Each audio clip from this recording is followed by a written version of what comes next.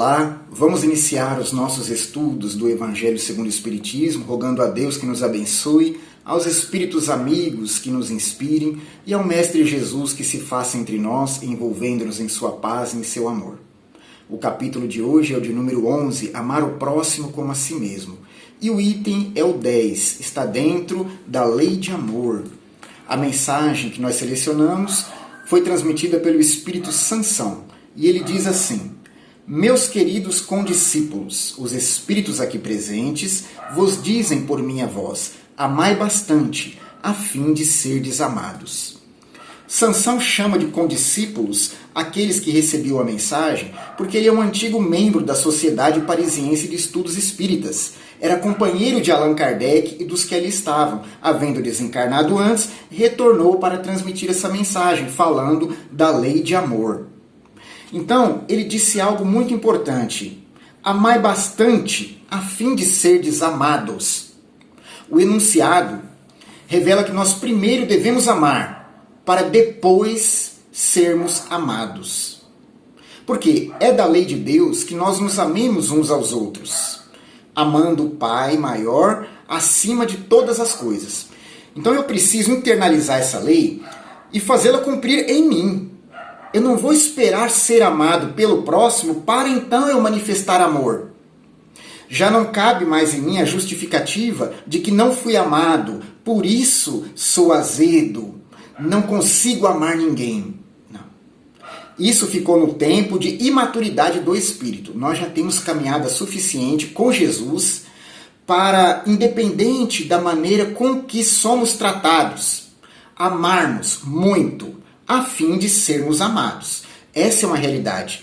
Aquele que ainda não vê dessa forma está engatinhando no entendimento das coisas. Não porque não tem a capacidade de compreender, mas porque não quer. É uma situação cômoda eu esperar ser amado para então me sentir em condições de amar. É lógico que todos nós precisamos de sinalizações no amor, porque senão ele não tem como reverberar dentro de nós.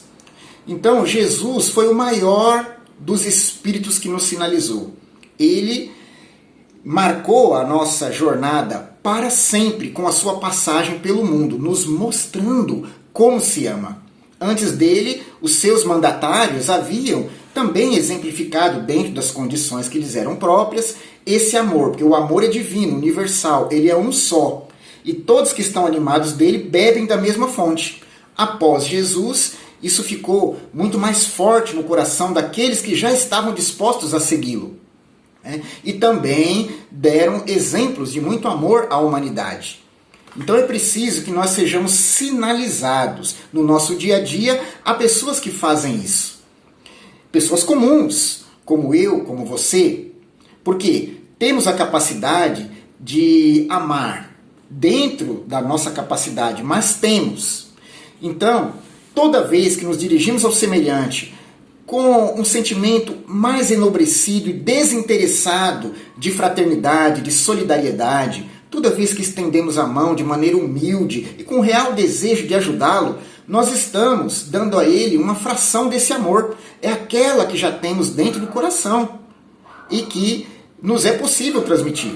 Então ele se sente por vezes sinalizado. Quantas vezes nós não passamos por dificuldades e alguém nos estendeu a mão de uma forma que ela podia, ouvindo-nos ou ajudando-nos mesmo diretamente a resolver alguma situação, de maneira que nós sentimos sinceridade naquilo e fomos tocados pelo gesto. Esse gesto que toca fala de espírito para espírito, direto ao coração de quem recebe. Portanto, é uma sinalização. Aquela pessoa jamais esquece e vai guardar aquilo como uma pérola valiosa, que faz parte do grande tesouro do amor que ela recebeu uma porção naquele momento. E isso vai estimular a que ela também faça com o próximo.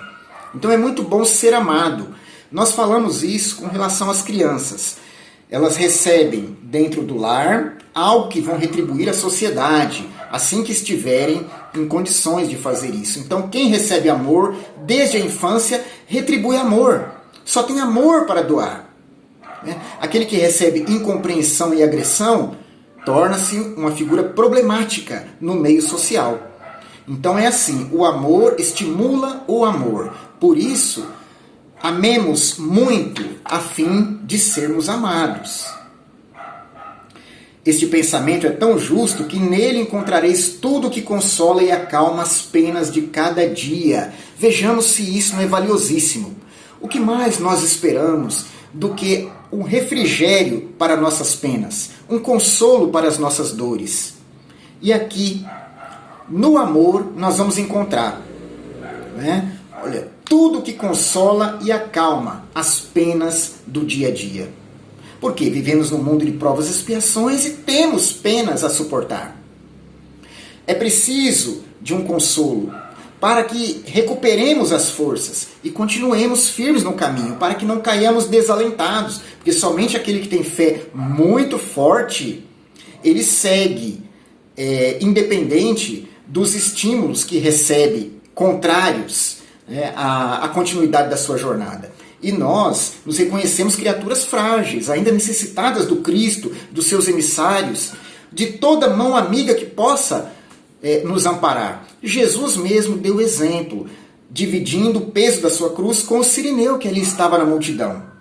Como a quem diz a nós: vejam, é necessário que nos apoiemos uns aos outros. Então, nessa lei de amor estão contidas todas as forças que nós precisamos para fazer valer a nossa jornada aqui no mundo, de maneira proveitosa, efetiva. Ou antes, praticando essa sábia máxima, elevar-vos-ei de tal modo acima da matéria, que vos espiritualizareis antes do vosso decesso terrestre, diz o Espírito Sansão. Então, além de eu me consolar, de eu me confortar, por quê? A quem mais tem, mais será dado. Quem tem mais amor para dar, mais vai receber em troca. Então, é comum nós vermos a pessoa que tem o sentimento fraterno, que é solidária, atravessar as dificuldades da vida, que são as provações e as expiações, de maneira mais resignada, cheia de esperança. Então, essa pessoa, normalmente, ela dá o exemplo de um fortalecimento interior muito grande. Já aquele que vive alheio ao próximo, só para si, de maneira egoísta, ele não tem bases morais para se sustentar no momento da provação. Então é frágil, né? Demonstra fraqueza moral diante das provas. E é aí que nós vamos ver aonde se assentam as bases da fé, se é sobre a rocha ou sobre a areia. Então o Espírito diz que além de conseguirmos essa fortaleza íntima, vamos nos espiritualizando antes do nosso decesso. Ou seja, é sábio que nós espiritualizemos a nossa vida antes da partida, porque isso é uma coisa certa. Todos nós retornaremos à pátria espiritual, que é o nosso local de origem e a destinação de cada um. Agora, a questão é como voltaremos para lá, em que situação? Em que estado espiritual? Eu vou decidir no decorrer da minha vida, de acordo com os passos que dou agora em vida, enquanto tenho vitalidade, energia, tempo e influência sobre o meio onde eu habito. Eu não posso esperar chegar à decrepitude, que vai carregar todas as minhas forças físicas e a minha capacidade intelectiva, para não conseguir me manifestar direito, para ser compreendido pelos outros, e então, nesse momento, tentar fazer alguma coisa, né, pelo próximo. Eu tenho que fazer enquanto é tempo, enquanto ainda me permitem as condições orgânicas. Então eu vou espiritualizando a minha existência. Quando for a hora da minha partida, eu reentro na pátria espiritual de uma maneira muito mais tranquila, porque já estou com ela familiarizado. Os estudos espíritas nos auxiliam muito nesse processo. Os estudos espíritas, diz ele, tendo desenvolvido em vós a compreensão do futuro, tendes uma certeza, a ascensão até Deus, com todas as promessas que respondem às aspirações da vossa alma. Olha que maravilha. Então o Espiritismo nos dá a certeza da vida contínua. Não existe mais a morte, a não ser para o corpo físico, que volta à Terra, né? E seus elementos são decompostos, sendo utilizados pela Mãe Terra para formar outros corpos. Aí é uma questão que a ciência já nos mostra. Agora, o espírito, ele não interrompe a sua existência jamais, continua lá do outro lado, sempre avançando para Deus, porque o Pai Celestial é o nosso objetivo final. Jesus já nos disse isso, quando enunciou: eu sou o caminho, a verdade e a vida, ninguém vai ao Pai senão por mim. Então o objetivo maior da vida de todos é ir ao Pai. O Espiritismo nos dá certeza de que não morremos, portanto, essa ida ao Pai é uma jornada contínua. Até chegarmos lá, vamos galgando, passo a passo, subindo a montanha, palmo a palmo, né? Para que, quando atingirmos o objetivo, tenhamos mérito dessa caminhada. Por mais difícil que ela seja, nos será acreditado esse mérito. E as aspirações da alma a que ele se refere são aquelas que todos nós temos: o repouso, o refrigério, o consolo, a esperança atendida. Jesus já disse no Sermão do Monte: vós que tens fome e sede de justiça sereis saciados. Né? Bem-aventurados os mansos e pacíficos, porque herdarão a terra. A terra é um reino de Deus que está dentro de nós, onde quer que estivermos, seja reencarnados nesse mundo ou em outros, ou seja desencarnados. Vamos carregar o reino de Deus que já conseguimos acessar, né, dentro de nós. Então a alma aspira a não sofrer mais, a não precisar reencarnar para passar por momentos dificultosos de prova e de expiação. Todos nós aspiramos esse repouso das lutas e dores, não do trabalho, porque o trabalho sempre alimenta o espírito, ele vivifica, ele dá ânimo para seguirmos sempre adiante. Então o trabalho no bem é algo renovador. O que nós aspiramos é o repouso das lutas tão duras e acerbas que o mundo de provas e expiações nos apresenta, por necessidade nossa mesmo. Então nós estamos num momento de transição, e em breve a Terra se transformará no mundo de regeneração. Queira Deus que nós estejamos em condições de habitá-lo. Aí já teremos um espaço para repousar um pouco mais, continuar avançando através do esforço contínuo, porém sem tantos espinhos que ora furam os nossos pés nessa estrada. Também deveis vos elevar bastante alto para julgar sem as estreitezas da matéria, e não condenar vosso próximo, antes de terdes dirigido vosso pensamento até Deus.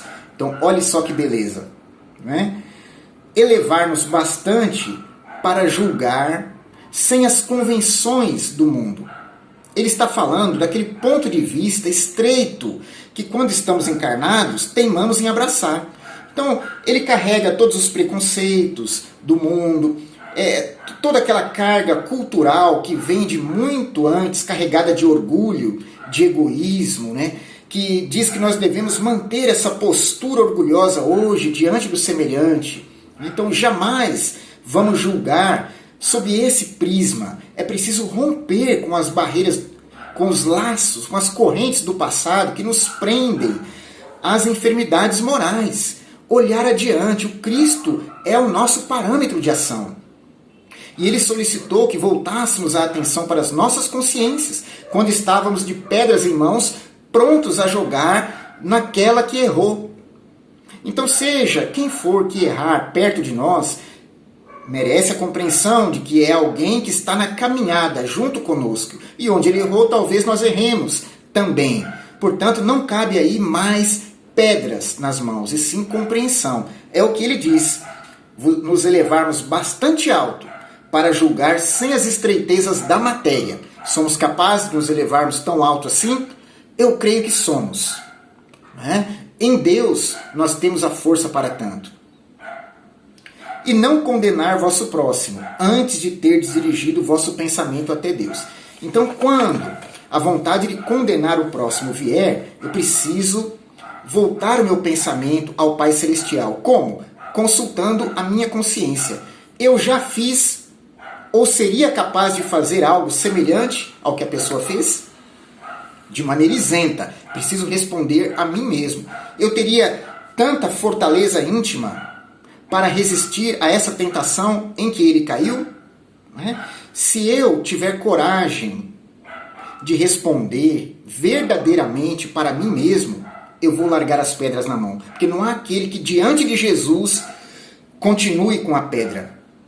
Como fizeram aqueles juízes da mulher adúltera, um por um foi soltando no chão, começando pelos mais velhos. Então, quanto mais experiente na vida a pessoa é, mais ela reconhece a sua fraqueza. E diante de Jesus não há pedras que se sustentem nas mãos para atirar contra o próximo. Então, essa é a lei de amor que nós precisamos aprender a obedecer, porque ela já está gravada na nossa consciência. Basta a decisão de segui-la. Que Pai Celestial nos abençoe, que Jesus seja conosco, nos fortalecendo nessa caminhada, que os bons espíritos nos amparem hoje e sempre. Muito obrigado e até a próxima.